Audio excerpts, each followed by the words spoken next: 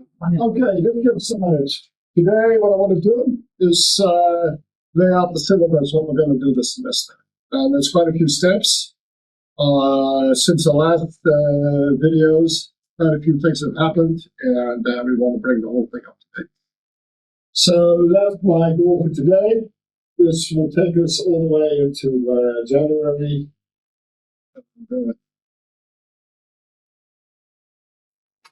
Now, what is economic engineering? I think I first want to just say that one thing that makes it different from everything else, okay, and that is, first of all, that it's engineering, right? And when by engineering, I mean the type of engineering like mechanical engineering, electrical engineering, and you replace mechanical by economic, and then you go economic engineering. Well, the whole point is that that's not the whole point, but an important point is that it's really not engineering economics. So we're using the tools that any mechanical engineer, and specifically somebody at systems control, would be using. So linear time invariant systems, also tools you'll find in your bachelor's, dynamics, statics, even strength of materials, thermodynamics, all these concepts they use. But the ideas get a different meaning. When you start here at the TU, what's the first thing they teach you? Well, the first thing they teach you is the notion of a force. All right? So you get this course called static, and they have these forces, and they balance, and then nothing moves, and then you figure out how you have to get the forces to balance and nothing moves. You move on a little bit, you get strength of materials, and then they tell you how a force can cause a deflection and cause that kind of stuff. And then the third thing you do is, that's the biggie, okay, is how a force can change the motion of something. That's dynamics, okay? So you extend the idea of force not just to equilibrium, but to dynamics, how it can become a cause of motion when forces are not there. And you imagine this new force that's called the force of inertia, that is the thing that's balancing in the background, so that the force is always in. Okay? And then in the last quarter, what you do is you say, well, we got so many forces because I got a box with 10 to the power 24 particles, so I got like potentially 10 to the 24 times 3 forces. That's too much to keep track of. So I got to look at averages of these forces. That's thermodynamics. So in all of these subjects, there's one thing that is central to all of them, and that's the notion of force. Okay? You guys are mechanical engineering, but you're also in control, so you know that it's the same thing in electrical engineering. The thing is set up exactly in the same way. You also have heat, you have resistance, and all this stuff. Okay? And then there's a different notion of force. And actually, it was Maxwell who figured this first out on the basis of the law of Faraday, and he called that an electromotive force. So the force that causes motion is what Newton called the motive force. So it motivates the object to move. The electromotive force is a force that motivates charge to move. So before Faraday and Maxwell, charge could move. People could see lightning, and they could make in these labs. They would have these little salons, and somebody would make a nice spark. Everybody excited. But while that spark was going, they didn't know, because they didn't have a notion of an electromotive force. So the force that drives electrons forward. Okay. Now back to economics. What's the economic force? Well, there really is none. There's no definition of it. The situation is a little bit comparable to electrodynamics before Maxwell came up with his laws, all right? Before they had the notion of electromotive force. In fact, magnetism was separate from electrical theory. And there was no notion that the two could be related, and that magnetism laws, it would be the cause of the motion. All right? So this is what economics is all about. Economic engineering is all about. The introduction of the economic motive force. Not in some economic fashion where you conjure up a qualitative thing that you talk about the forces of demand and supply, and it is an intuitive thing, but here we want to define it. Okay? So you can talk about the force of inertia as an intuitive thing, making an inertial object move, but what's important is to define it through the second law. That is the time derivative of momentum. All right? That's where the break comes. Okay? You can talk about electromotive force, but you have to see it as the time derivative of the magnetic flux in the capacitor, in the coil, okay, in the inductor. You have a qualitative definition. And that's why I'm going to have the economic motive force. So you have the mechanical motive force, you have the electrical motive force, and the last one that we add in that little table is the economic motive force. So what motivates things to move? Huh? This notion is the key to all of economic engineering, as it is the key to all of mechanics. You cannot do mechanical engineering without the concept of force. Okay? You cannot do electrical engineering without the concept of a voltage, and you cannot do economic engineering without this idea of economic force. Now, what is it?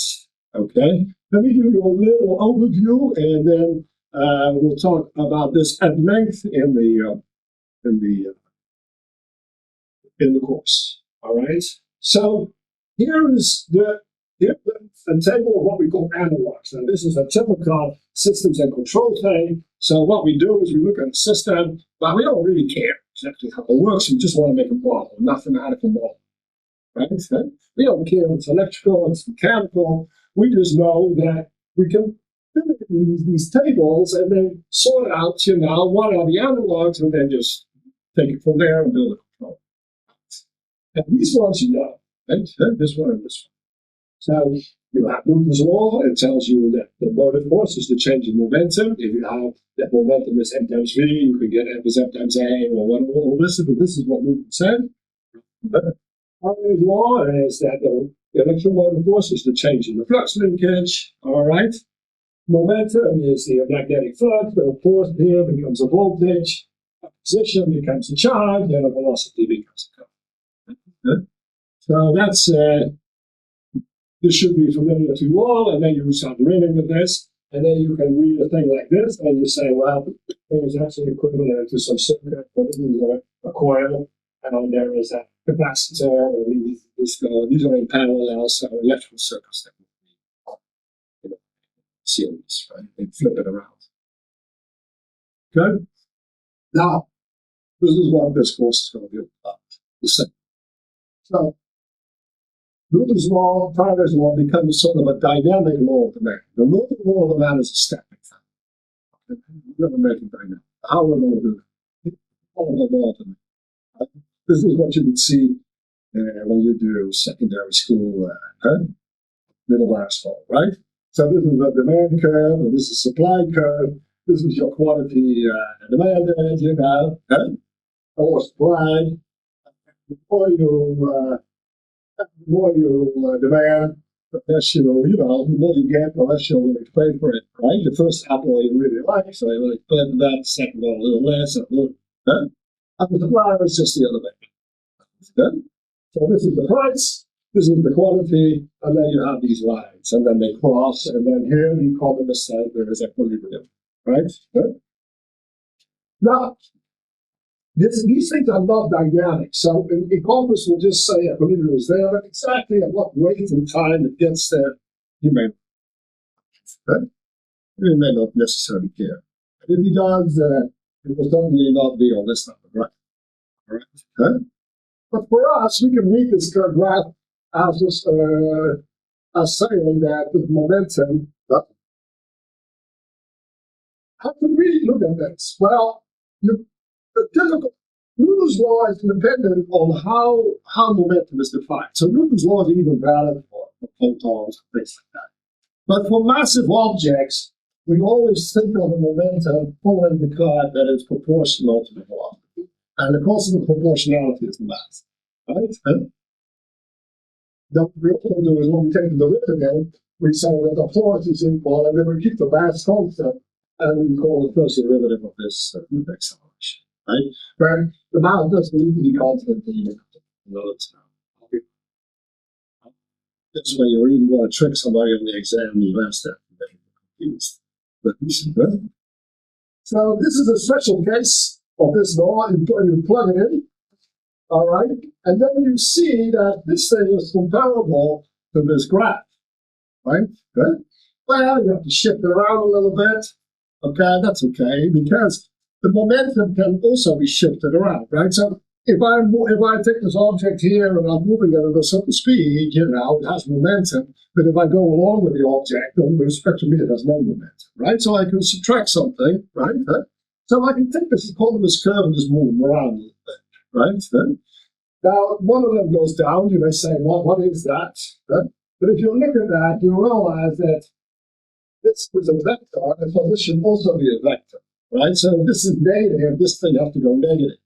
So this is going to depend on the direction of the flow of goods, right? So the price, normally what the economists will write is that the price is equal to, m times the active value of v. That's what they're really right. Plus the constant. Now that's not, that's what Descartes originally did. This all comes from Descartes. He originally did this. He was confused between momentum and kinetic energy. Kinetic energy is positive, right? And d squared. But they were eternally confused about this stuff until somebody finally figured it out. I think it was because of Newton that they figured it out. So this one goes positive. This one, momentum can be positive and negative. Right? So you have an explosion, of course you get a lot of motion, but yet you get no motion because the motion goes through there. So if we take the perspective that price is the same as momentum, then we will flip this thing around, you know, and to make mass positive, this will be the price elasticity then, so that they call this the price elasticity. Right? And then you can see how the demand line and the supply line are actually just another way of saying, now Descartes' law. Okay? Well, this is not the only possibility here. You have the speed is always a constant, you know, like photons, but it has still increased the momentum. It's always at momentum zero, like a wall or the Earth will be your reference frame. Okay. So this is the first thing you're going to see. So the idea here is that the velocity or the current, that's the same as the flow of goods or securities or the flow of money, the physical thing. Right? The motion or the magnetic flux that pushes this, you know, that quantifies to some degree how much of it is moving, that's the price. It's very intuitive. Price is the thing that is built into the items, you know, for them to keep moving. The higher the price, the more they circulate. And if they don't circulate, nobody wants it, then the price is zero.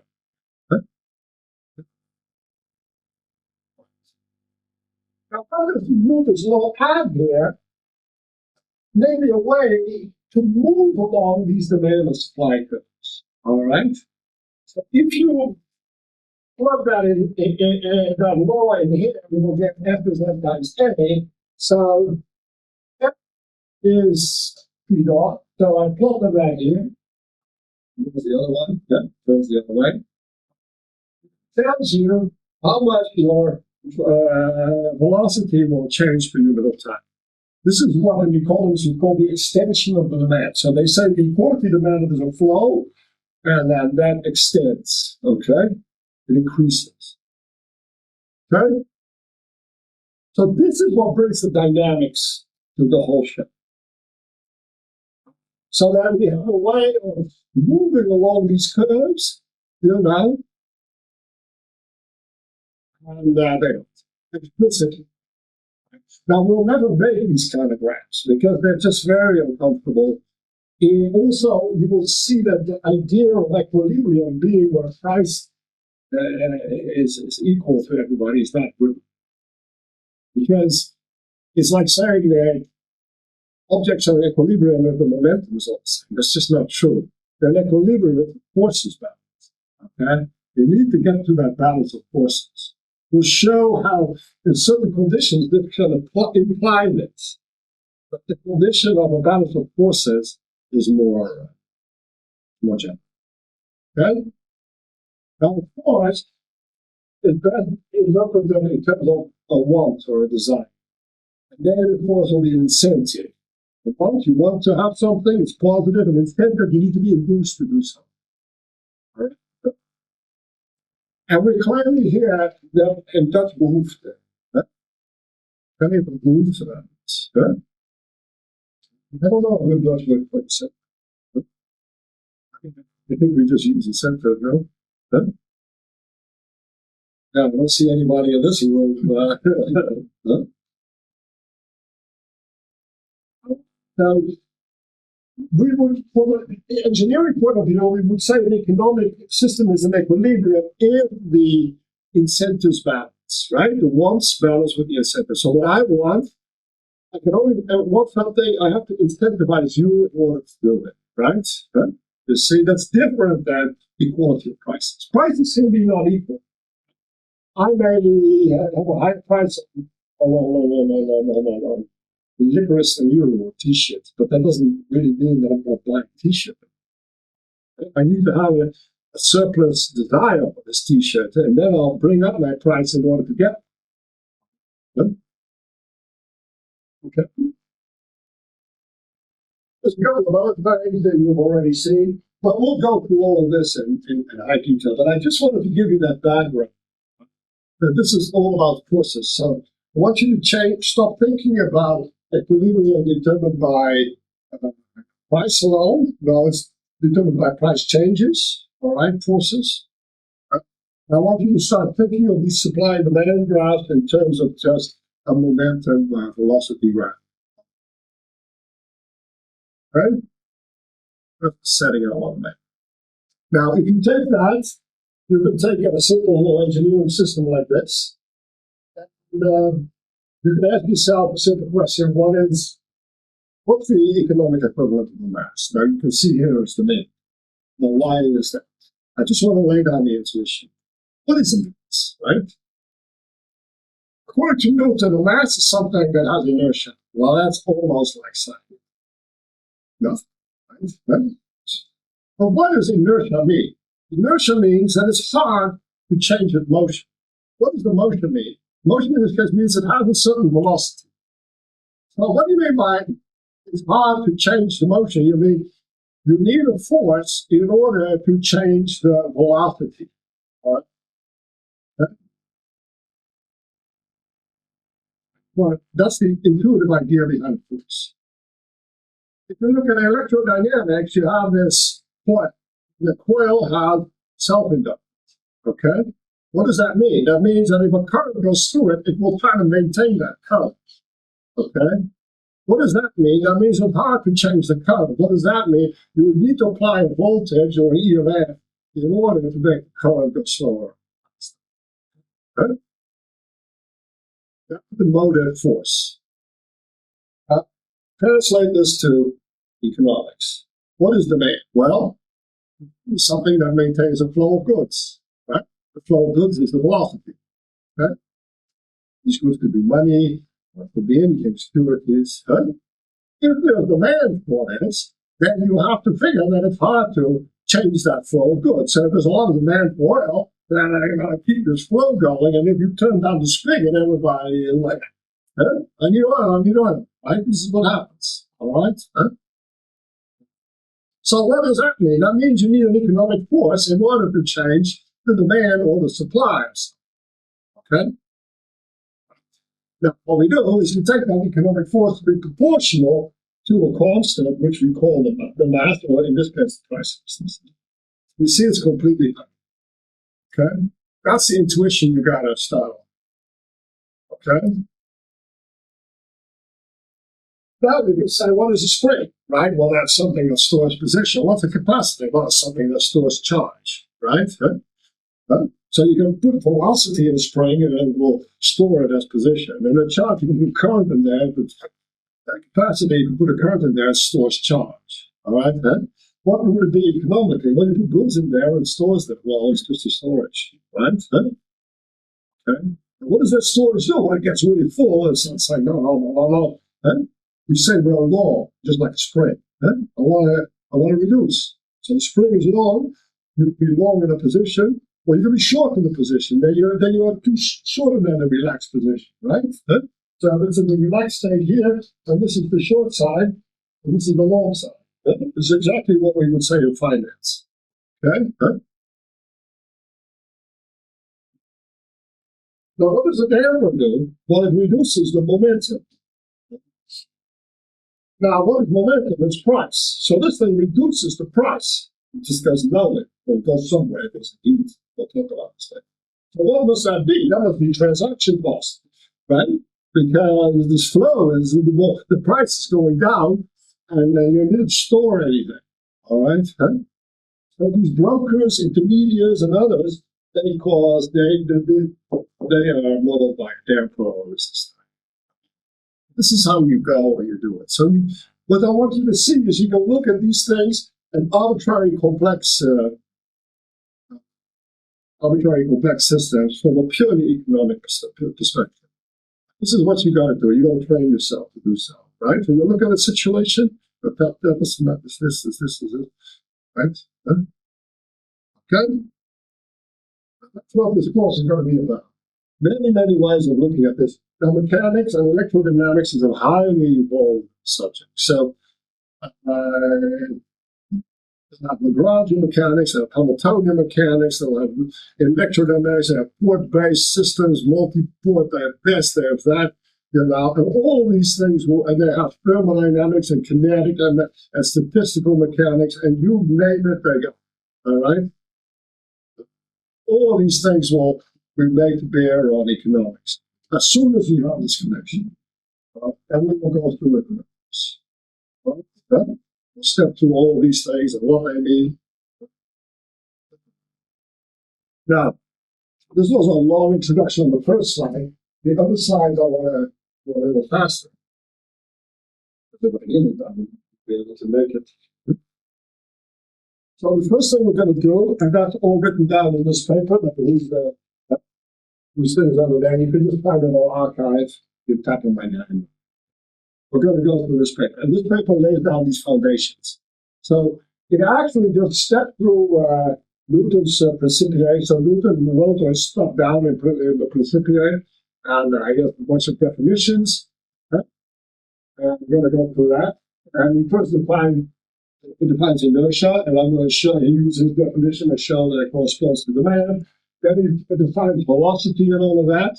This is what we usually call kinematics, right? It's just it's moves. Yes. And I'll show how that corresponds to these quantities demanded, or more generally with what we call the trade flow, the flow of goods, right? Okay. And then we'll add the dynamics and the price mechanism. So Newton then defines momentum and the force. He calls it the inherent force and motor force, and we'll go through that. So we're going to carefully step through Newton's whole works.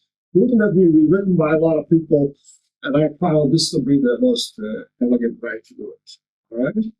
And after that, Newton has a rather short section on his three laws. And we're going to step through those at length, how they match up. So the free motion, that's his first law, and body of rest goes at this constant speed. So you'll see that if you're free of one, right, then after you don't have any extraneous desires or incentive, you'll be demanding some constant flow of money. And this is what is also known as freedom from want. You're totally happy and relaxed and cruising along, you know. Very few of us are like this. The second one is that the big E is the law of motion, which is this dynamic law of demand that I was talking about, how we look at F as M times A, as a sort of dynamic law of demand. And then there's the third one. There's going to be a balancing of incentives and desires, you know, or actually It's actually a good way to think of it as a balancing of demand and supply. You can think of it as a balancing of credit and debit. There are various ways of thinking. Right?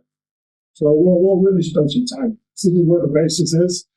And I find that a lot of students, they know how to do the total mechanics, and they're not versed in what the foundations are, what the assumptions are.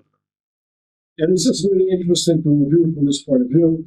And it's also just good for your general education to really know what you're trying to say. Then we'll do the different force laws. So what the idea of Newtonian mechanics is you define this force in terms of change of momentum, and then that's fine. But now, where do these forces come from? And they come from the force law. So a spring has a force, a damper, air resistance, electricity can actually cause a force by the Lorentz force, So we'll go through a few of those, especially the spring, for storage and But energy, right? So there's this confusion between momentum and energy. And interestingly enough, in economics, if you translate it, it's not so confusing. So first of all, momentum is always a shady thing. What is it really? The price is not. Well, right? If you don't know what price is, I wonder how you can be alive. Right? So, in economic surplus is just a technical economic name for profit. This money you have extra that you can do with it. What?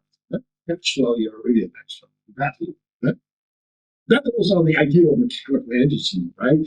It's just energy you have extra you can spend to heat. So that's important. Energy is more like profit, and momentum is more like this. And this is what I find beautiful of economic engineering. Like, that's so obvious. But what if you say this is this, and this is that? You have a thing. What do I use? Conservation of energy, conservation of momentum, both. I don't know. Right? You have to be trained. If it's elastic, and if you do this, but if it's not, I've always put here, it's going to be nice. Then we'll address this issue of equilibrium, how our notion of equilibrium in terms of a balance of forces, as changes, corresponds with theirs, with price quantity, and how you can view this. And then we're going to do a little bit of just regular economic engineering. All right, simple applications to the string mass depth system and see how we can all interpret that. This is the basis. All right, so there's this paper, everything is there, and but we'll go through it. Okay, then I want to talk a little bit. You know how if you learn about dynamics, and the first thing is they look at these particles, and then they start looking at these rigid bodies. And then they figure out that these rigid bodies, they kind of do the same thing. Instead of sometimes A, you were like tau is equal to the moment of inertia. So the change in the angular velocity or something. Sure. And then you just notice that, and then you work through it. You know where you learn. So it's considered a little bit differently. And in economics and finance, you can also make this difference. And it occurs in what we call the theory of capital. So if you have capital, there's really two things that are going on. So a rotation can be seen in the plane, right? Only rotation in one dimension makes no sense. You can have a translation in one dimension, but for a rotation, you need at a minimum a plane. Three space, you have three rotations, I believe, because every plane has a rotation, and you have three planes and three space, right? So you need a plane, so we need at least two goods, right? We need some goods, I call it Q0 and Q1, that's the amount of each. Now what you do, if you have, say, an arm, is that this is one direction in which the arm is, and this is the other direction in which the tip is moving, that's perpendicular to it. Now this one you don't change, right? The one perpendicular, you start rotating around, right? That's the idea. So you constrain the thing, right, by the arm. So if you do a regular rotation, you go like this. You can also do a shear, you go like that, you just kind of shear it, right? So you can actually do, that's not done so often, but you can also do a hyperbolic rotation. This is a hyperbola All right? Now, what are the economic equivalents? Not the shear. They're really mathematically all rotations. You know, they all can be modeled. But we'll go through this in detail. Well, let's start with the shear.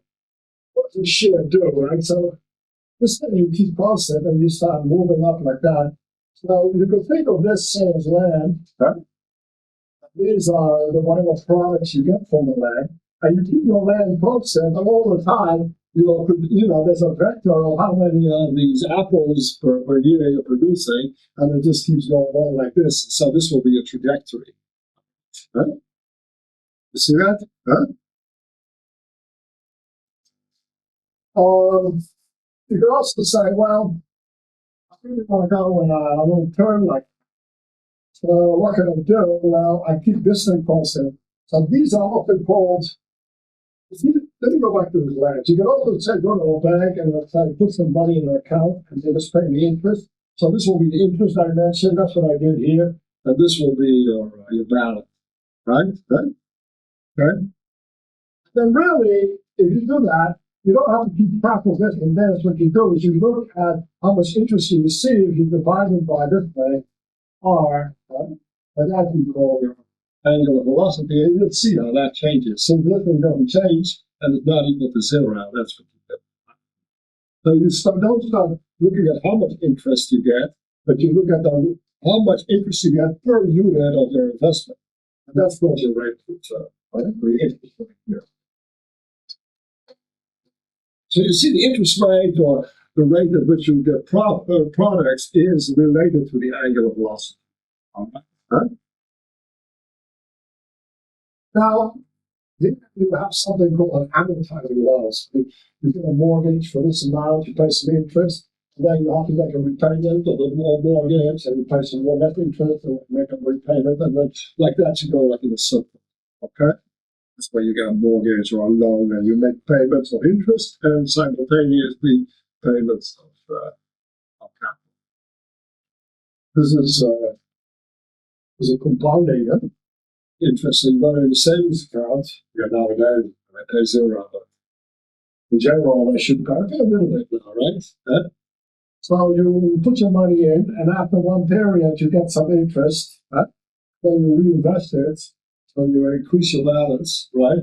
And then you invest, and you go after that. It's also a rotation. So you see, we go kinematically at all these things, and then we can do dynamics with it. So we can do the same thing. The angular velocity becomes the unit rate, angular momentum is the price, and then the torque will be the change in price, will be the force, etc. It's slightly different. The units are a little bit different. So the flows are now in percent per year. Just like a frequency, angular frequency. So it's a little bit of a topic, and just to make the connection, because you're going to need this for any theory of capital, investments, that kind of stuff. And we'll also do a little bit of relativity. That's kind of fun, because suppose you have, say, a house and you're renting it out, then you can't rent out more than 24 hours a day. So what happens is this velocity here is a limit. It's just got a maximum. Okay? And if you're a worker, and this is you, this is your human capital, and this is your human capital, these are your working services, how long are you going to work longer than 24 hours a day? Even that is going to be hard, right? So there's a limit, and then you get relativistic theories, like, how the speed of light also has a fixed limit. They got a little different than that. It's pretty interesting. Okay? This is just academic interest. All right? So that's sort of enough of rotations. If there are any questions, just interrupt me, right? Because I just keep talking. And then we need that, and then I want to move on and start actually building stuff with this. Now, if you start adding mass springs and dampers, it's like a maniac, it doesn't work. So you need a little bit of a theory to do this. And these electrical engineers have done a great job, right? So they have these huge circuit boards with enormous amounts of components, right? And they've worked out how to deal with that, all right? So they have these laws, these Kirchhoff laws, the Kirchhoff loop law, and the Kirchhoff node law, and all that. And that's just a general system for dealing with that. There's another paper that's just been published in the access, so it's to be published, to be accepted in this and future. I can send you this if you want it. And I will step through that paper and how that looks. Okay? So we'll look at these conjugate variables, stock and price, and behavioral laws and causality. That's just some setup. I think these are the most interesting parts here. Then the Kirchhoff node law, the Kirchhoff node law, you guys know what that is, right? So you have this node, and then you have all these flows going in that node. They just need to clear, so they have to add up to zero. Right? Otherwise, charge will accumulate at the node. If you think of these flows as goods flowing, you can think of that node as sort of a point of exchange where these goods get exchanged and go to different other players, right? So the elements are the players or the agents. Right? Now, this is sort of a marketplace where these things are exchanged and can't pile up there because it's somebody's property. So this Kirchhoff node law, it's clearing, the physical clearing of the market is regulated. And this is what he called this called stock flow consistency. So if you have a bunch of flows and they don't balance, that means that there must be a stock somewhere that contains it. Okay? That's a big thing in economics, whether you should enforce it or not. And we'll see that the people don't will enforce it on that. Right? That's not as exciting as this one, is like the Kirchhoff mesh law. So the Kirchhoff mesh law, you go through this loop, and then you add up all these voltages, and they have to add up to zero too. Otherwise, magnetic flux is getting lost. You can't have that. That's the equivalent of our free body diagram. Also, that the forces all add up to zero. You can't have that. I really like to think of that as a price incentive condition. So if somebody has an incentive or a desire, then that must correspond to a reduction in the price or an increase in the price. Otherwise, where did this incentive come from? So if you want something, I got to bid for it. Sit there and people say, "Brother, I'm going to bring my price." Huh? So you'll see that all these price changes, those are the voltages, and they got to add up because the money's got to go somewhere. Huh? So you'll see this is incentive consistency, and together these things are a general market clearing mechanism that these circuits enforce. Okay, that's why they're cool, because they give us the mechanism to make drawings that automatically lead to physical, in this case, real economic systems where the prices are balanced, clear, both price clearing and physical clearing of the goods is done. All right. So we'll be able to define the different types of markets. And then this is the really important thing. Out of this comes a way of getting a state space representation. So we can see how the dynamics goes. So we can explicitly map the changes in momentum and position. So that's the change in the price and the stocks as a matrix quality for a linear Sixth system, right? Inputs, those are states and all of this, right? And then as control engineers, we're really happy. Right? This paper also looks at some transient analysis, and you can use that for their scenario analysis, but they're more dynamic. And then there's several applications. So here's one. This is one that was just graduated. It was Pien van Bergmotor. She made this thing for me. And I believe you're going to continue with this. Huh? And this is just a big circuit she made for the hydrogen market, right? Green hydrogen, with some wind energy here coming in, and stored in these solar caverns, there's hydrogen, so that's capacitor. You see some market operator right in. Anyway, this is just to show you that how we use some analysis of these. We have a few other systems.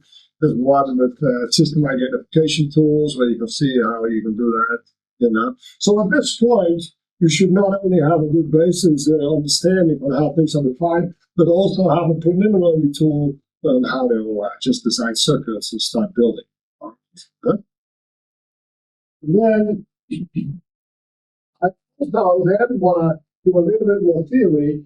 And up to now, I was just talking about time domain. And then I want to introduce the frequency domain, because that's what we're going to use for these port systems. Okay? Now, the frequency domain, you guys all know, this is the Laplace transform, right? So I got here a velocity, right? And I just took its Laplace transform, so I get a function of s, right?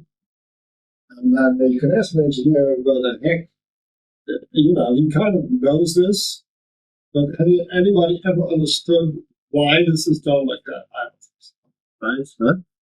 And have you understood why they do this? This way? Once a bit. Why?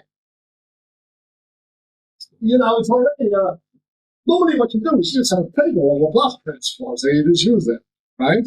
And then somebody said, well, if you plug it in here, you can change of blah, blah, blah, and the chai, and then you get this. But did you understand why they are looking? Well, it's hard already. And why this particular integral? Why not this square? Why not something else than E? You know? But this is again where economic engineering shines. But now look at this, right? Suppose this is a cash flow. Now, what's a cash flow? That's how many euros per unit of time that you're getting in, right? Okay? Now, this is the euros per day, something like that.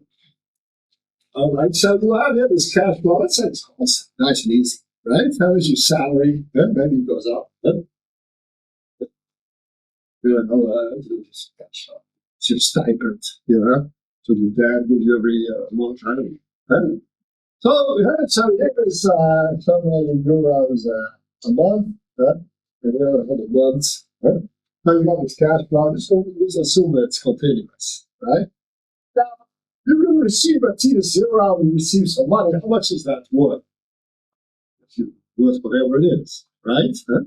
But now you receive something a year later. Is that going to be the same? No. You get all these euros a year later, it's going to worth a little bit less. How much less?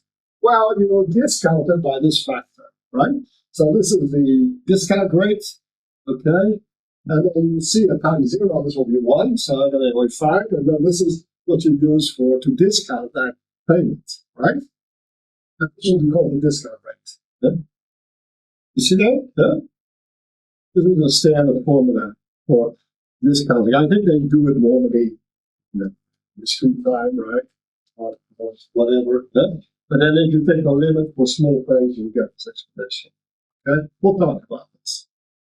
So this thing here is just the present value of the cash flow. Okay? If you take the real part, because imaginary interest rates, what the heck are those? Okay? So understand what this is. Okay?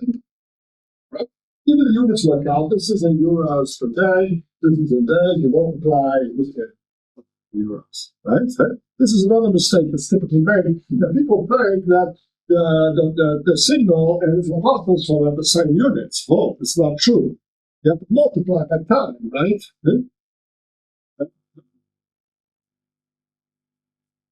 So we engineers are a little bit sloppy with this, but not some of the economics. But I like it. This is just understandable. You have number 0. You look at your cash flow, potentially after infinity, and you get the present value. And sure enough, if I take the unit step, everybody knows what is the Laplace transform of the unit step. Everybody knows one over x, right? That's the present value of a perpetuity paying on euro per day. If you look it up. So the lower the interest rates, the more it's worth. If interest rates is 0, or the lower the discount rate. You must, right? You get all this cash and you don't do discount it. Now, what about this imaginary thing? Well, really, that we use that for cycles. So you have a lot of volatility and cyclical behavior. I was talking about these with IMC today, and they're talking about with high frequency trading, do you do what something? Well, what we would do is, look at this, the frequency plot there, totally leave out this, make a body plot, and then see how much energy you have at different frequency level. The energy is your profit, right? So these things are very good to do that. Then we can look at transfer functions. This is the operator. You can do these kind of things. Okay, it's regular classical control theory. And you can look at the derivatives. I did these speeds go here, and then you can look at bond duration. So that if you think of this as a bond, and this will be the coupon payments, the bond, and then you will look at this as the value. But if you change the discount rate, that's the first derivative, then you get kind of the interest rate risk, and that's for bond duration. Huh? And when you look at the second derivative, that's the change of the risk, and that's called the convexity. These bond traders, they use this. So it's related to that bunch of stuff. Interesting, let's say. What's especially interesting is that we add this imaginary component. So we can bring together the frequency trading and the discounting into one consistent interval. All right? Yes. I have a question because you say if you have, like you said, response as your input, you have 1 over S, but what if you have like a direct impulse? You have, yeah. So one payment. Yeah. One beginning is worth more than. No. If this one is 1, and you just get €1 at time 0, how much is that worth? Yeah, 1. Yeah. So it seems okay. But if I don't understand how like a continuous cash flow in time would be less. No, that's 1 over S. Now the bound S is 10%. 0.1. Yeah, so then this might be 10.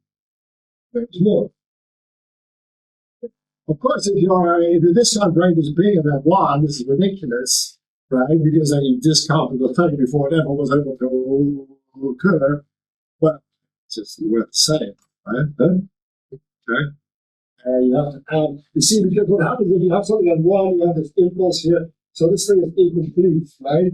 1 over S. You have to add 1 over S plus, I think, the F of 0, the V of 0, right? So, and then you'll see if your discount rate is infinitely big, then all this stuff is worthless, but you still have to add up that one payment, so you get it. That's a good question, but that's a good answer. No, this is what you want to do. Huh? Just think about it, ask questions, and say, okay, yeah. But it works. It's unbelievable. Huh? It really is kind of unbelievable. Why would this be the case? Who would have ever thought? Right? Huh? Yeah, it's just the same. And then you think through, we'll go through this whole table of what plus minus for, and you can understand all of them. Of course that is that, right? Of course that is that. Of course that is that. You think a little bit, is this what you're doing? And you go like, sure. Huh? And then it's interesting to start looking at the frequencies, Huh? This is very, because you can combine them in one, and this will be a complex present value. So there's a little piece of the puzzle already. Like, where do you get these notations from? Well, the natural, right? So if you look at that, say, of course, you think of apples as just going like in a flow, right? But that's not how it really works, right? Maybe the frequency is so high, but they have so many frequencies overlaying because they get chilly or I don't know what. But if you're here just in the Netherlands, what's going to happen is you'll sort of at that point in time, you're going to I don't know when this is the fall or something, right? Huh? October, when you pluck all these apples, you pick all these apples, right? But here's all these apples are coming in. You realize your apples. But then you go in the winter, so what are you going to do? You have to start preparing the land, right? So why? To get new apples. So you get these imaginary apples. It's going to be what you call unrealized, right? So this will be, and then you go another quarter. Well, yeah, we'll go a quarter turn. Right? And then you will be negative apples because your inventory will go from the positive to the negative because you've been getting rid of all the apples. And then you go back again. So you see, you have these. If you look at the farming cycle, it goes through the months of the year. There's exactly 12 months. They divide the circle 360 and 12, right? So that goes nicely. Actually, it's based on the same calculus, right? So here you have fall, winter, spring, summer. Huh? And you see these quarter turns. For every factor I is a quarter turn. Huh? So if you take one, you multiply by I, you come in the winter, you go by I again, you come in the spring where you really know what inventories, right? Huh? And then you multiply by I again. Huh? And so this cyclical behavior is same with trading, any trade, like you have an inventory and then it goes down and it goes up and it makes a circular motion. And then you book these unrealized and realized gains. That's what people do, right? Huh? So here they prepare the land, and here they do this, and So the preparatory work, so imaginary work. Imaginary only in the sense that it's unrealized yet. You still have to imagine it coming out, but it will.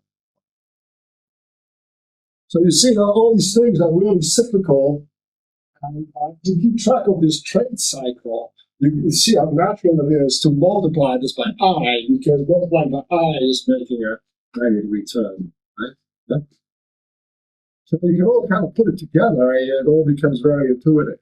Right? So that's what I really emphasize also, because there's another way of doing finance and economics, and you can make nothing intuitive.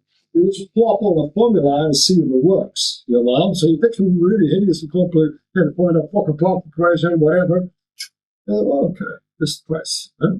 Here we're going to do the opposite. We're really going to go and understand every little bit, right? Huh?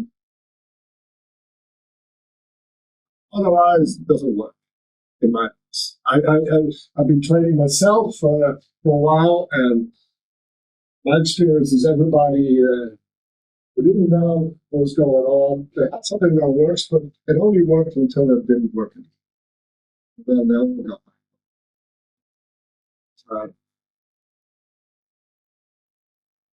Here, this is real engineering, right? We only build this thing, and we're pretty sure it's going to work, and then we test it. Yeah, thanks for the question.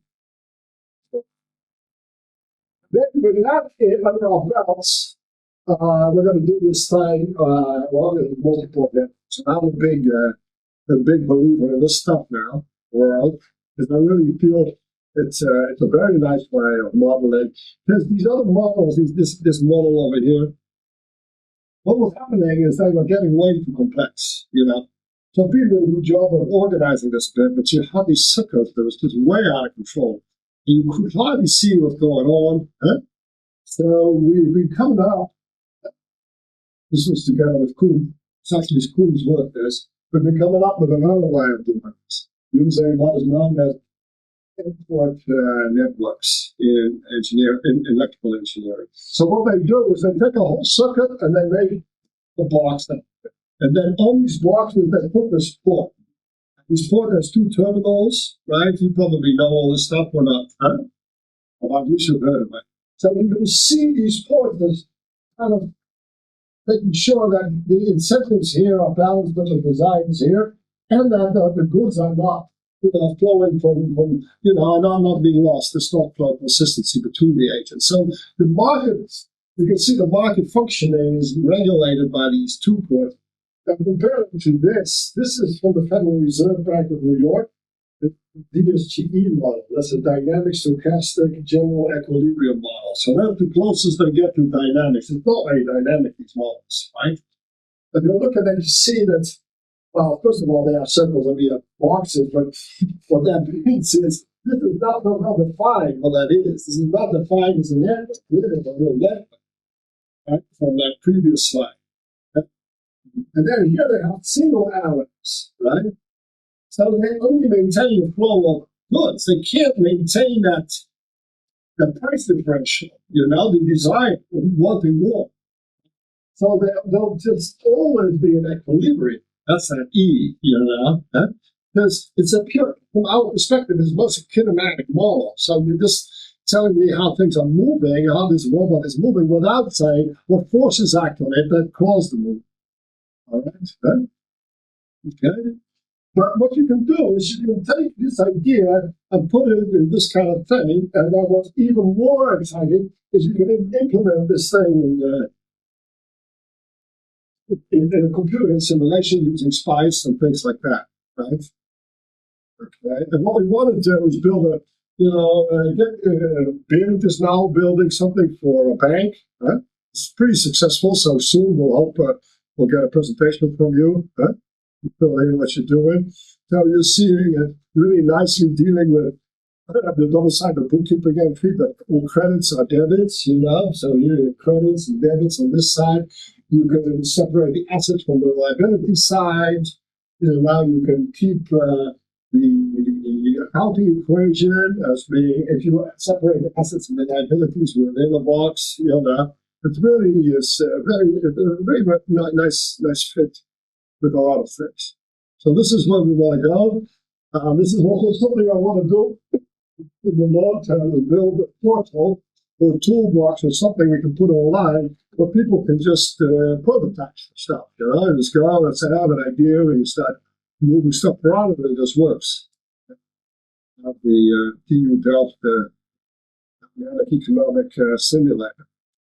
And we've had a lot of it to our friends in electrical engineering because they built these huge things that just run on a laptop like SPICE, where you can make ridiculously complicated circuits.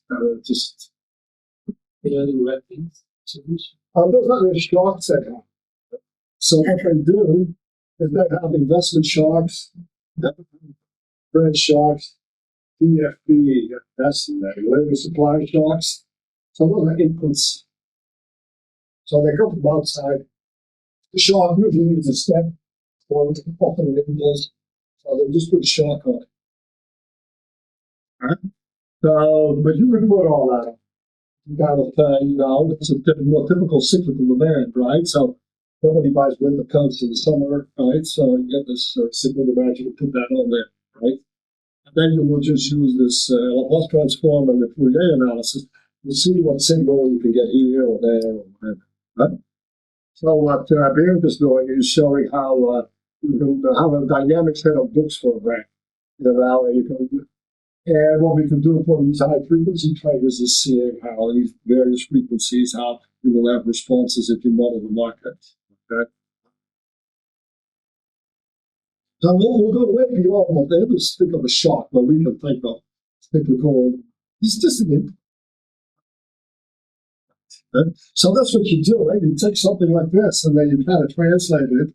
And we found that this way of looking at it is just a really nice way of, because the economist understands this, so, and anybody can understand this, but then you can understand that this is basically doing that, And they might say, what is this shock? We say, well, this is this TFP shock here, right? That's all. It goes into the producers, right?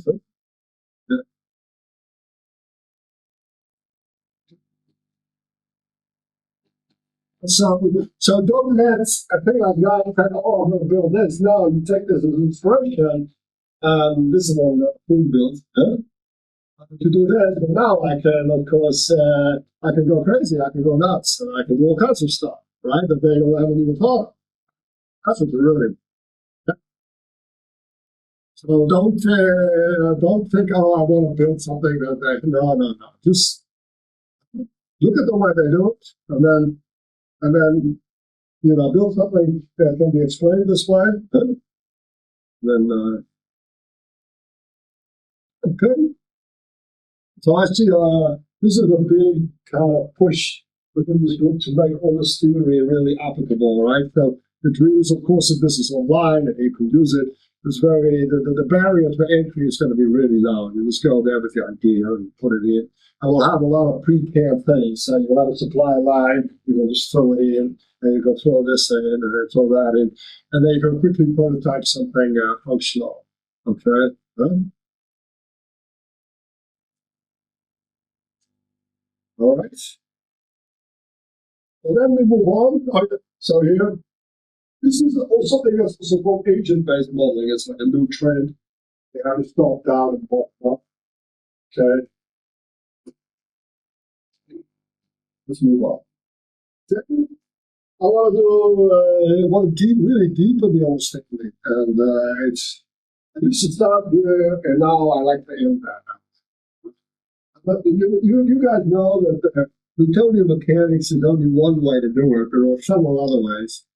And in particular, you have Lagrangian methods and Hamiltonian methods. All of these are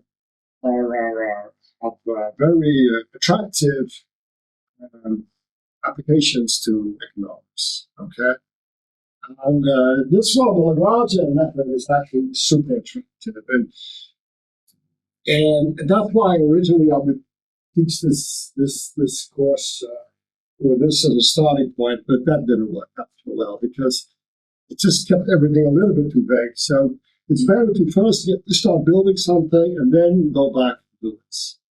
But if you will remember what you do with Lagrangian mechanics, you take this thing called Lagrangian and you integrate it out, and then you maximize it, minimize it. Okay? And then if you do that, you'll get the right motion. Right? Now, just replace that maximizing or minimizing to economics. So you have something that is over time. All right? So say it's your total cost. All right? That's running over time. And then you add it up over some path of transactions like this. So there's a period of time in which you're doing stuff. Okay? So this is where I am. I have so many apples and so many pears, and I'm going like this. And I end up there, right? And if you do that, you'll see that your quantity demanded is just your velocity, and these are the different positions. That is just what you have in stock, all right? And then with this whole plan you have, this course of action, you want to associate some number, right? That the total cost or the total benefit, right? So we would say the total net cost or the total net benefit. And you want to take a one, maybe this one that gives you more benefit, right? Or a lower cost. All right? Good. So that's the same problem as a Lagrangian optimization. Right? Good. So the idea of that you would do something to maximize your benefits and your utility is unassailable. Every economist will agree that's the whole idea. Now, if we take that idea and we say, well, really, this Lagrangian measures the rate at which you're acquiring the utility of time, and it's a question of finding the right course of action. Okay?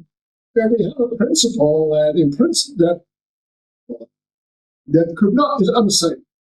Okay? Now, you guys know probably that Newton's laws follow from Lagrangian mechanics. That's the order of Lagrange. Okay? So that gives us a connection to what we did before. See, the Newtonian approach, you can say, well, that's very nice and well that you define price and momentum, but how do you know it's right? Well, it says it, so it doesn't have to be right of an engineer, just as the work. There's a little bit of a cop-out. My answer would be, well, I know it's right because it's the thing that you would do if you would maximize utility. Okay? Minimize cost. Okay? And if you don't do that, don't want to minimize cost, you can get crazy stuff. And then so the law of demand just has to be valid, otherwise the economy doesn't work. So in a sense, it provides the ultimate justification for why what we're doing is right. And as such, it also presents the ultimate understanding of why the velocity is the quantity demanded, why the stock is the position, why the momentum is the price. Because you will see it will be the change of the cost per unit of an item. And that's precisely what you mean by this. Okay? Right? So it also provides really rigorous definitions for all our concepts. Then in the Newtonian process come falling out of the air. You say P is N times V. Here, check. Deal with it. There it does. You see it coming out as a natural consequence. You can't do otherwise. So it's a very attractive thing. And well, even that Beer we had to talk today, and you see that ultimately you come up with this idea of how it works, and then you say to yourself, well, yeah, it would have been obvious from a ground perspective. So it really gives you a very good grounding in why these things are the case, okay? And why they're okay. And it also, yeah, and it also provides some economic way of looking at economics. Very clean. Very nice. In position. And you can solve a lot of problems that you can't solve. When it gets complicated, you can't really use Newtonian mechanics. When you have a robot with 16 arms, you want to calculate all these point classes. It's pointless. They use Lagrangian methods, right? So you have a lot of stuff going on. This is the only way. All right? And you can find a lot of stuff. You can make I will say that all projects you can do because we'll be doing it. All right? After that, I want to talk about Hamiltonian mechanics. And the reason I want to do is, first of all, a lot of modeling we do is really using Hamiltonian mechanics. So you'll get these bond graphs and things like that, okay? But most of the time, we will use something more Hamiltonian. So the Hamiltonian has, instead of velocity, has the momentum. So rather than thinking about your quantity demand, what you're doing is thinking about price. Okay? So you switch between velocity and momentum, and here's a switch between the quantity demand and the price. So you start thinking more like a business. Okay? Because the business, like the grocery store all the time, they don't think of how much is demanded. No, they'll say they know how much they have in stock. There's this queue here. And they have a little price tag underneath it. That's the P.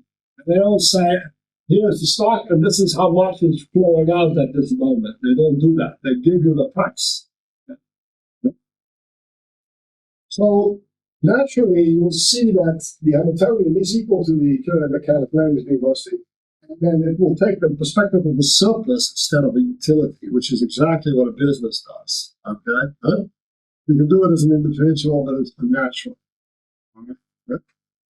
So it's a beautiful piece of theory when applied, and also we had some really nice research that we've done using economic engineering to deal with damping also in a Hamiltonian fashion.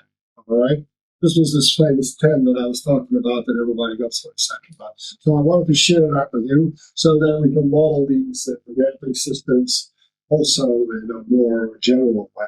All right, and we'll really deepen our understanding what the difference is between the reversible part and the irreversible.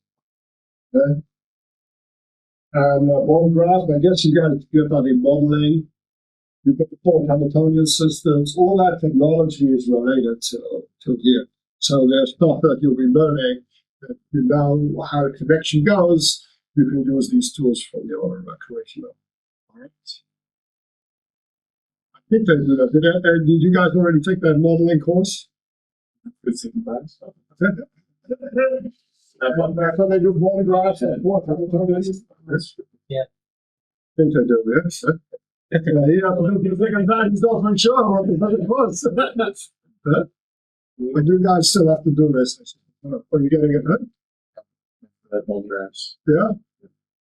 Yeah, so this is a bond graph of the sun. This is the capacitor, that's the storage, right? It's ion energy demand. And I need to finish on how to make how to do bond graphs. The bond graphs of economic systems. All right. They're really nice and cool because they keep track of the flow of energy. So they keep track of the flow of surplus, economic surplus. That's the idea. Okay? Good. Keep track of your profits. The power that goes through this bond, that's the change in your profit. And then these junctions, the one junction, like what is that? Then the velocities are the same, so that's the mesh. That's the mesh law. And you have the zero junction. That's like a node law, right? So it does the physical clearing, and these one junctions do the plants you combine it also in the circuit. I will talk about it. They're nice. They're especially nice since they are domain independent, right? So you have these electrical circuits, you have to keep imagining how this goes. And these things, you just look straight at the energy flows, right? So it's a real nice Hamiltonian. Okay.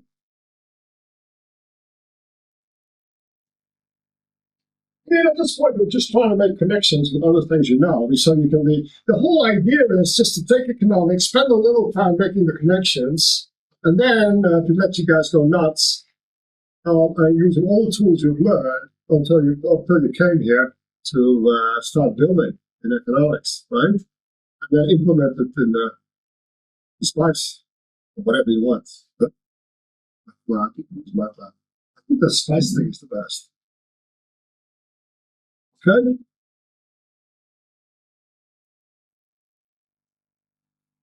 Yeah, then you have this internal energy, and it becomes diversified surplus energy. You diversify things, it's like making heat.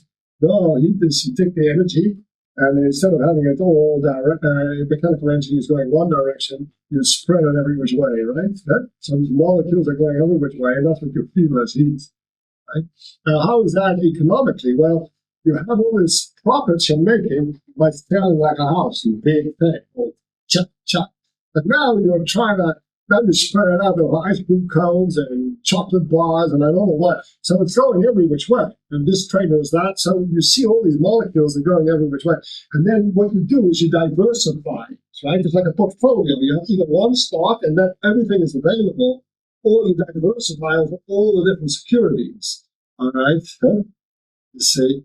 And that's what we call diversification or distribution. I think in mechanics, well, I know we call it dissipation. And then the degree of diversification, that becomes the entropy, right?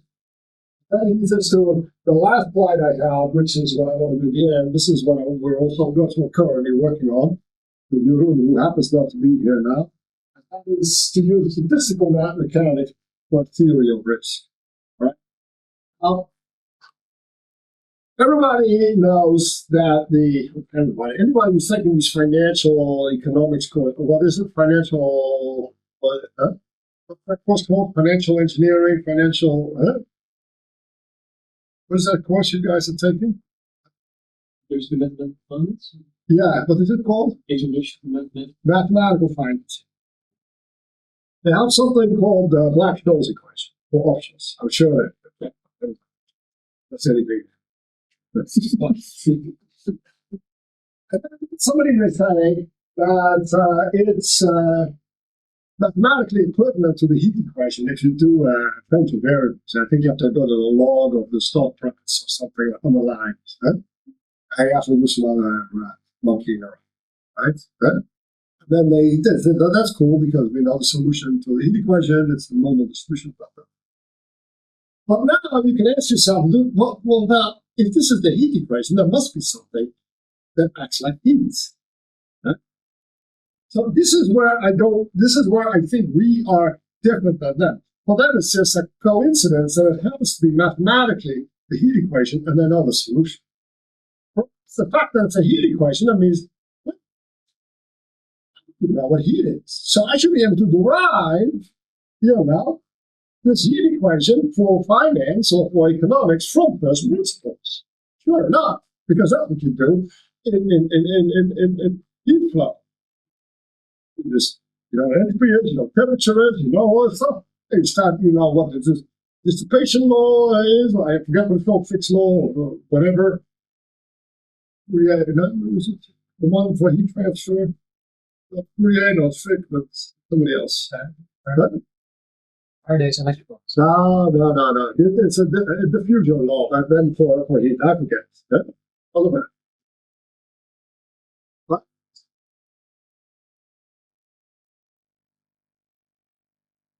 Yeah, but there is some name. But yeah, maybe that is it. Right?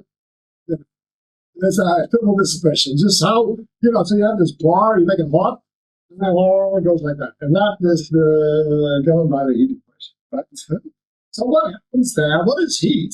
Well, we just said that's when you have many particles, they're all moving around. So what is heat from another engineering? Well, a particle, we know, it's an agent, there's a little bit of demand. So in here, we have all this heat. So that's just a bunch of agents that are, buying and selling ice cream cones and this. A bowl of agents here, 10 to the 24 or something agents, that's a lot of agents to do it. So, multiply the agents with the goods, the goods are all the dimensions. Whatever. So we know what that is. So we should be able to derive what we mean by temperature, and what we mean by entropy, just from first principles using statistical mechanics. We don't have to just say it. We can actually get there the way Boltzmann got there in Gibbs. Okay? And that's what this last part of the course will be about. So you will see there's something called the partition function, and it looks just like the Laplace transform. It's basically the same. But instead, so this E is just your surplus level. So that's the extra income you get from your investment. So the earnings. Okay? And this beta here is just your risk discount factor, not a time discount, but a risk discount. Okay? So you take every earnings level, and then this here is what we call the multiple, right? So say something has companies worth 10-year earnings, and this will be 10. And then you calculate this thing. Again, the value, risk-adjusted value. Just like the Laplace transform gave you, this is also a Laplace transform, but then with respect to surplus or energy, all right? But the regular ones with respect to time, it gives you the time discount thing. This gives you discounted risk discount. Sometimes called the certainty equivalent. And thermodynamics is called the partition function. You can derive everything. So you can determine that the temperature is like the forward earnings is sort of a risk premium, and then you can model diversification, like entropy, and then you get this other thing that's called the variance. This is what you have in the Langevin equation or in these laws. So there's a Johnson-Nyquist laws and resistors. You get this thing going on, it's flapping up and down. This is called, Einstein figured this out. This is the volatility. So what? The Brownian motion. Yeah, the Brownian motion. And you see, there's two origins of Brownian motion. I think there's one that Brown guy saw, that was just an observation. It was Einstein who explained how you would get it through molecular motion, right? So imagine this ball in a vat and all these little molecules like knocking against it. And then he calculated that if this is an equilibrium, then you should get this Brownian motion, right? And the third one is Bachelier, who applied that to stock markets without a reason, right?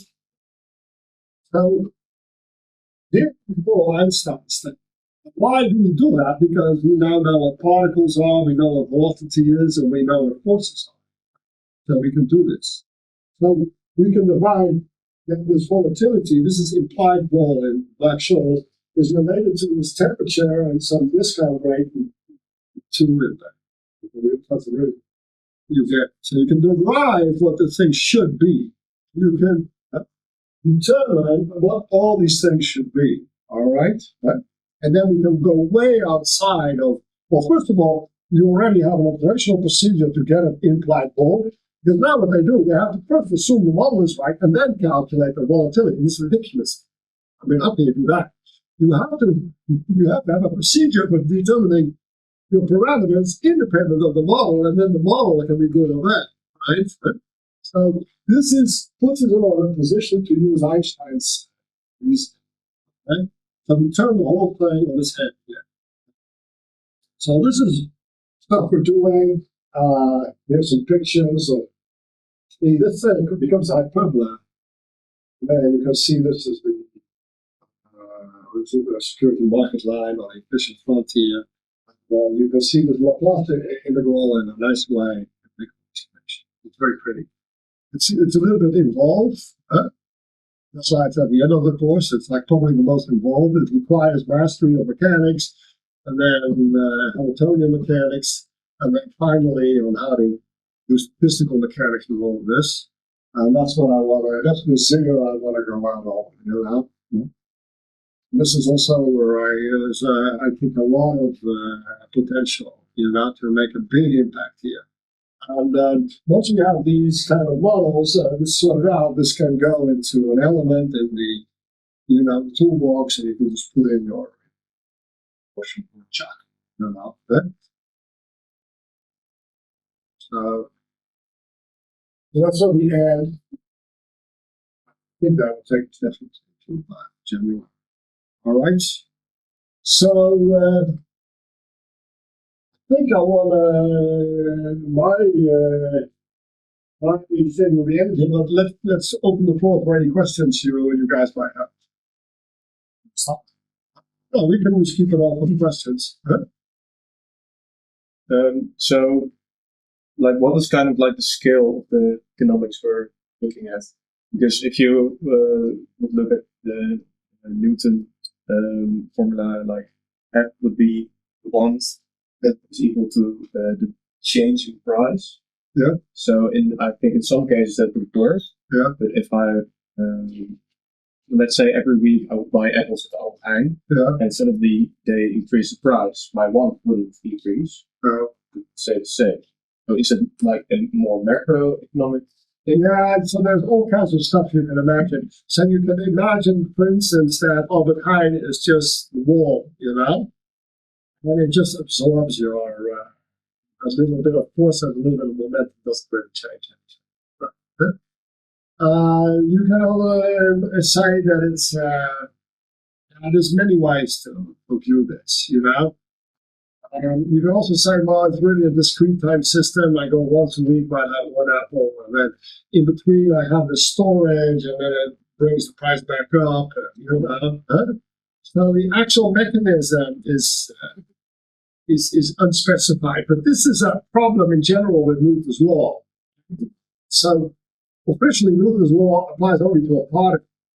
But you know, what is a particle? Well, hell, the whole Earth is a particle if you stand far enough. That's what these astrophysicists do, right? They just see it as a point particle, right? You ignore the spin and all this, all right?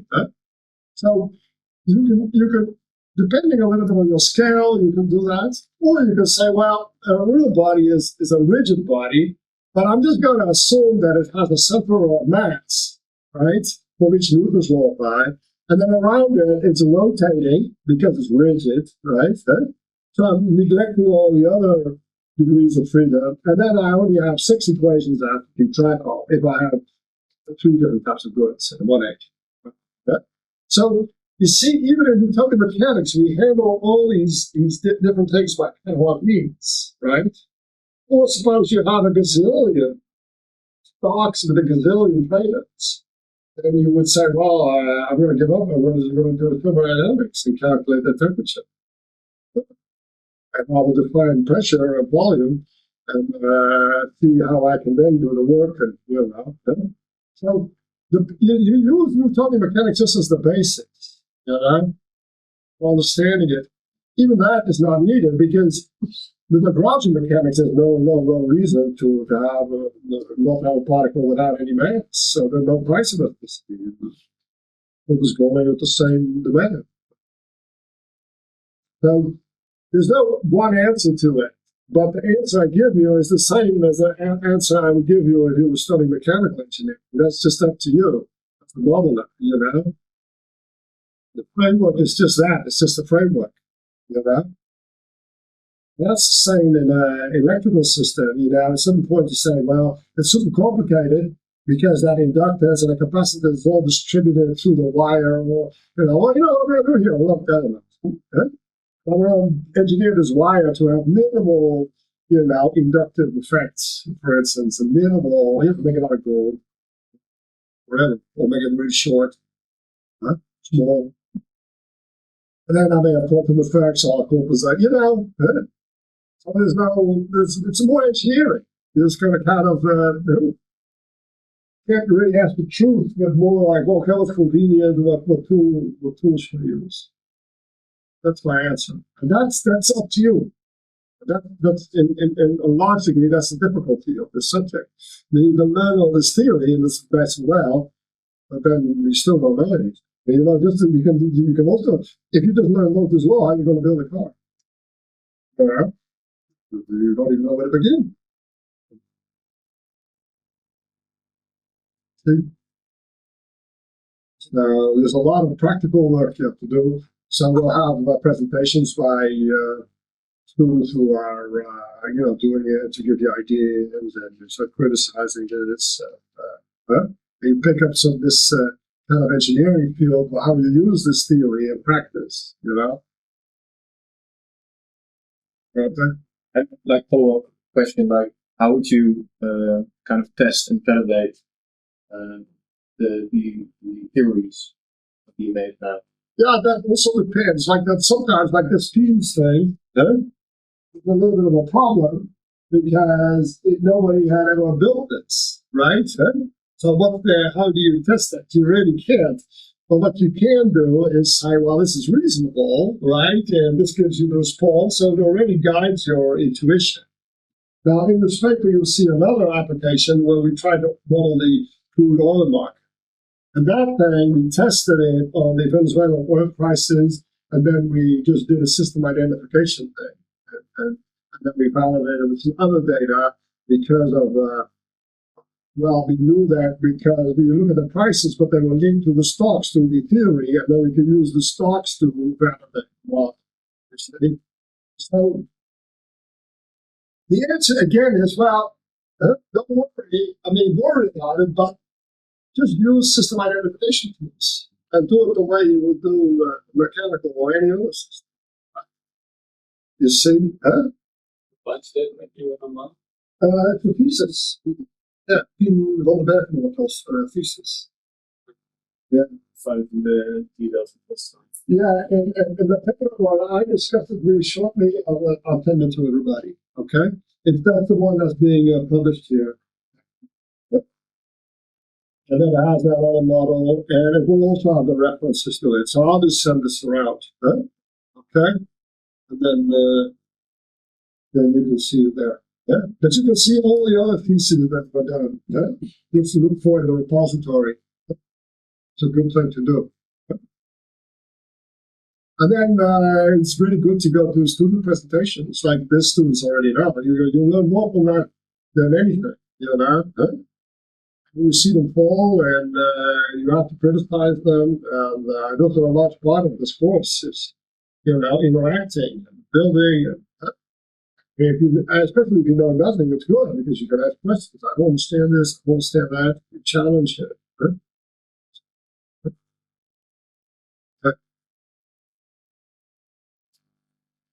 So it's always the same answer I give. Well, I'll take a problem and a question and translate it to what you would do in mechanics or electrodynamics, and then that's your answer. Don't forget you're an engineer, this is a very important difference, and this is economic engineering. So there is a big difference between the mathematician and engineer. Of course there is, The mathematician just proves a theorem. He doesn't really busy himself with whether that formula actually fits some reality, So a financial engineer, he would say, well, this is the volatility, and you will ask him, well, why? Well, he says, I've been told so. So an engineer wouldn't say, say, well, what is this parameter? I've been told so, whatever. No, I'm going to measure it, But there's also a difference between a physicist, and an engineer. And a physicist is more like an economist, except by other means. Okay, so a physicist will look at reality and try to describe it as accurately as he can. So we'll look at the stars and then make sure that there's formulas. And when there's a deviation, he's in serious trouble. He has to go and he's got to freak out. And, he goes back to his thinking, put his thinking cap on, and he comes out again with a new idea. And But we engineers, we're not bothered about this, right? Who cares if it's a reality? I'm building something. Right? Is it really realistic to assume that circuits are lumped elements? No, of course not. Well, then a resistor is linear. But what you do is you go to a supplier and make sure that he makes a nice resistor as linear over some interval, and then you use that in your circuit, and you ignore all the little effects, and so you don't model reality, you try to build a reality. Okay, I think you have to keep that in mind. Okay, so the question is whether it's true or false becomes a little bit different. You're like, okay, my model will give a good, reflection of what is important to me, not the whole world, every little thing, but what's important to me at this moment, and doesn't ignore the things that are not important. Right? You see? Right? So I think if you take that perspective, you'll see a lot of these things, they kind of fall into place, and you won't be bothered by these philosophical questions so much, is this really true, I think you can answer them in the affirmative. It is, but deep enough, we can all doubt everything, and it's just not productive, So I urge the students to realize, look, the system is working; it's consistent, Now, what am I doing wrong? Right? Because, for instance, that oil model was interesting. We showed it to Shell. We went to Shell. And it was tracking quite well, but there was a dip. I think I read that in the paper too. There's a dip somewhere. We didn't know what a dip is. Somebody in Shell with a big table said, yeah, but that's because it's winter.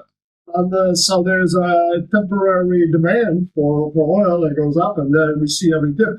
So, and then we haven't modeled that. So there was another frequency component in there for which you need a massive spring, so the demand has some storage, and we just hadn't modeled that. So the thing is, if you see it doesn't work, you say, damn, that's important to build it in. If it's not important, you say, well, to that. That's in the original paper or in economic circuits theory paper? Now, there's an original paper that has it, and also this paper I just mentioned. So this thing refers to that. That's the one where we do the system identification.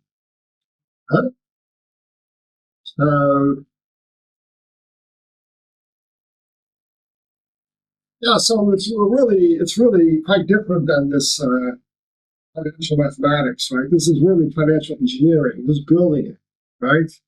It's the other thing that's different from economics is most of economics is statistics, regression line, right? Econometrics, I should say. And how to use it. So you need the law. You need a causal structure. This causes that, and that causes that. Okay? And of course, later you can add noise and do all kinds of stuff. That's for later. You start off. Okay? I just don't think it's possible to build this device using econometrics alone, statistical tools. You'll never get it working.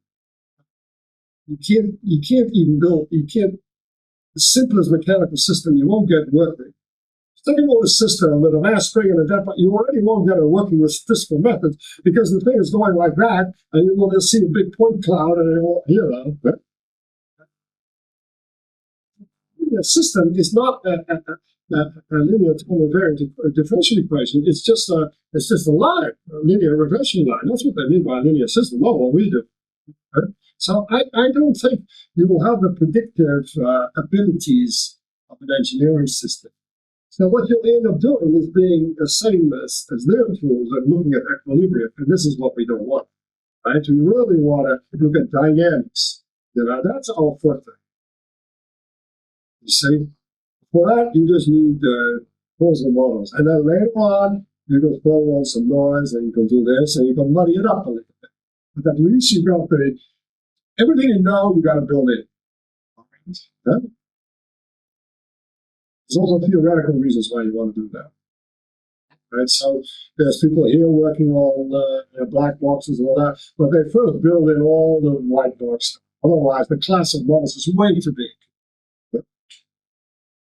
Yeah, so like some of these things are just designs of a new market. That was the idea of this thing. This whole market doesn't exist, and there's a question: how how the price response be if some windmill falls out or something.